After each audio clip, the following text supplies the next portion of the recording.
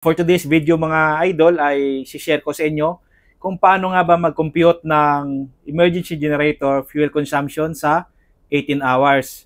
Okay, so para ito sa mga baguhan na magiging third engineer or second assistant engineer na bagong promote. So para sa inyo, compute natin. Okay, so yung formula natin, fuel air consumption is equal to emergency diesel generator power. Ang unit ay kilowatt times specific fuel oil consumption. Ang unit naman ay grams per kilowatt hour. At i-divide natin yan sa specific gravity of fuel. So yung power at specific fuel oil consumption ay makikita yan sa manual. Okay, so yung given natin ngayon ay ang power ay 137 kilowatts and yung specific fuel oil consumption ay 208 grams per kilowatt hour. So if OC is equal to ano na natin 137 kilowatts yung power times 208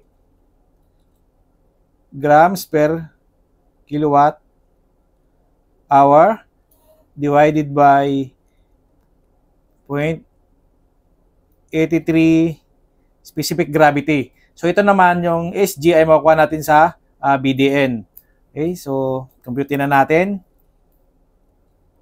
Kilowatt. Yung sagot, 34,332 unit gram per hour. Okay, so i-convert natin yan sa liters per hour. Multiply lang natin sa 1 liter is equal to 1,000 grams. Yung lalabas, ang sagot ay 34.3 liters per hour.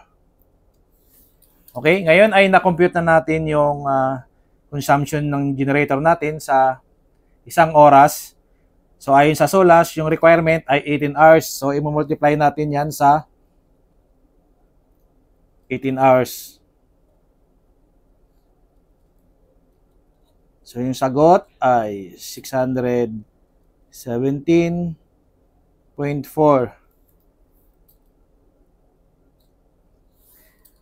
So ito yung makukonsumption ng ating emergency generator kapag continuous siya na tumatakbo at rated load 617.4 liters.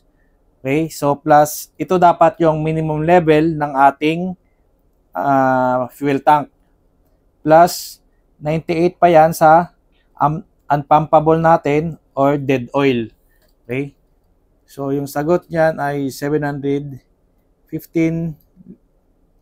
liters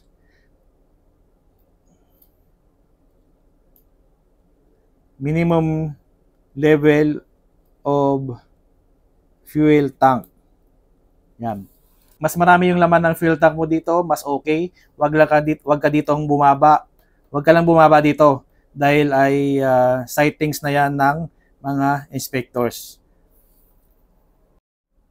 So ito yung markings namin at 715 liters. Pero yung laman ng aming tangke ay nasa 950 liters. So above requirements. Anak ng kagang, yun lang.